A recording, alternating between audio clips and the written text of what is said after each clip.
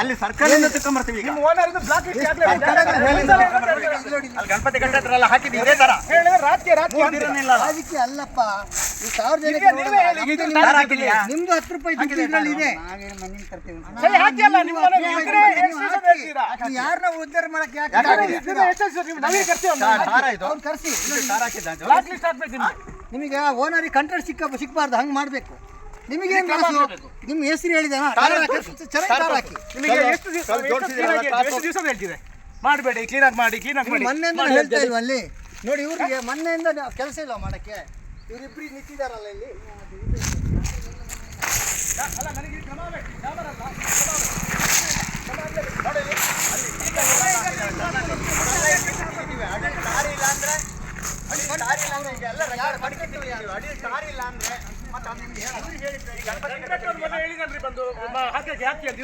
ಬೆಳಿಗ್ಗೆ ಸಂಬಂಧ ಹೇಳೋಗಿ ನೋಡಿ ಮಾರ್ರೆ, ಕ್ಲೀನಾಗಿ ಹಾಕಿ ಅಂತ